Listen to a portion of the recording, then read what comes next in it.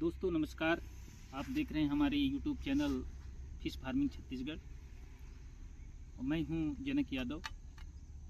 तो साथियों, आज भी हम एक विषय लेके आ रहे हैं और ये विषय है ईयरलिंग सीड या स्टैंडर्ड सीड।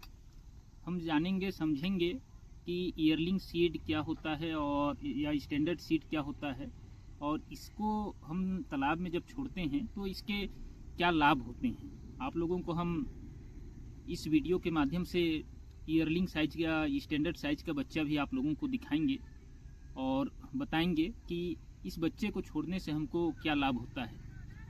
और साथियों, हमारा ये जो यूट्यूब चैनल है, हम अपने अनुभव के आधार पर जो सच्ची जानकारी है वही जानकारी हम आप लोगों को शेयर करते हैं। और हमारा उद्देश्य है कि आप मछली पालन के व्यवसाय को समझें, उसके लाभ हानि को समझें और उसके बाद में ही अपना काम को आगे बढ़ाएं। हम जो सच्चाई है और अनुभव है उसके आधार पर ही हम अपने वीडियो को तैयार कर रहे हैं और लोगों तक पहुंचाने की कोशिश हमारे द्वारा किया जा रहा है।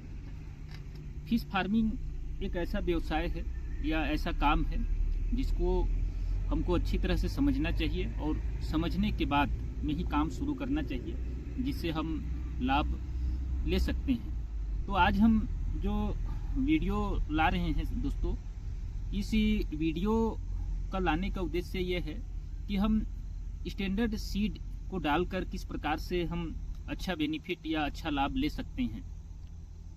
हम बच्चों की संख्या के आधार पर या अधिक बच्चे डालने के चक्कर में बहुत बार फार्मर मछली पालन के इस काम में फेल हो जाता है। उसका कारण भी हम बताएंगे। और स्टैंडर्ड सीड जब भी हम तालाब में डालते हैं तो उससे हमको कितना प्रॉफिट होता है ये भी हम बताएंगे।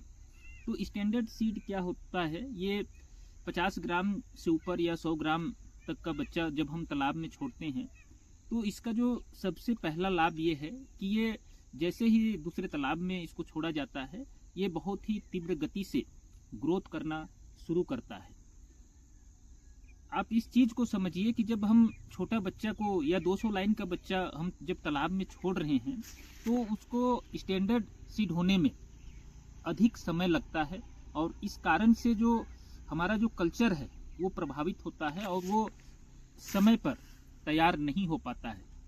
और बहुत से ऐसे किसान हैं जो जुलाई में बच्चा छोड़ते हैं और जिनका तालाब मार्च अप्रैल तक पानी खत्म हो जाता है या हार्वेस्टिंग कर लेते हैं। उनके लिए तो यह बहुत ही आवश्यक है कि वो अपने तालाब में स्टैंडर्ड सीड ही डालें ताकि उनको अच्छा लाभ मिल सके। यदि वो 200 लाइन का बच्चा या फिंगरलिंग का बच्चा तालाब में छोड़ते हैं तो उसको स्टैंडर्ड सीड होने में ही उसको बहुत समय लग जाता है और अंत में जो मत्स्य पालक होता है वो सोचता है कि गलत बच्चा था या ठीक बच्चा नहीं मिला था, जिसके कारण से ये ग्रोथ नहीं हो पाया। विशेष रूप से ये आईएमसी मछली में आता है। और आईएमसी मछली का जब भी हम 1 वर्षीय तालाब या 6-8 महीने का कल्चर हम करते हैं तो हमेशा हमको स्टैंडर्ड सीड का ही प्रयोग करना चाहिए।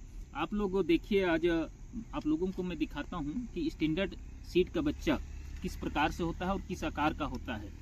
तो ये आप लोग देख रहे हैं, आप लोगों को हम दिखाने का कोशिश कर रहे हैं। देखिए ये बच्चा, ये एक स्टैंडर्ड सीड का बच्चा है और स्टैंडर्ड साइज का बच्चा है।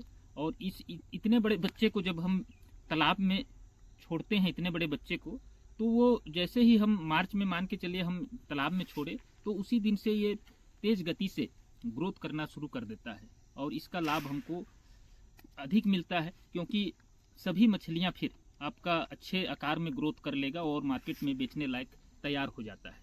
तो ये लाभ है हमको स्टैंडर्ड सीड डालने का। और देख लीजिए ये इतने लंबे दिख रहे हैं। ये इस प्रकार का बच्चा हम जब तालाब में छोड़ते हैं तो ये बहुत ही जल्दी ग्रोथ शुरू कर देता है। तो इस प्रकार के आप जब भी आप छोटे तालाब में आप मछली पालन करेंगे तो निश्चित है कि आप इसी प्रकार का बच्चा को डालिए, जिससे कि आपको अच्छा से अच्छा लाभ मिले। साथियों, हमारे वीडियो में बने रहिए और साथ में हमारे वीडियो को सब्सक्राइब कीजिए, लाइक कीजिए, ताकि हम लोगों तक अपनी जानकारी और अपना जो अनुभव है उसको हम लोगों तक पहुंचा सकें। धन्यवाद। चलिए, हम आपको स्टैंडर्ड सीट को एक बार वजन करके दिखाते हैं, जिसको हम स्टैंडर्ड सीट कहते हैं, कितने वजन का होता है।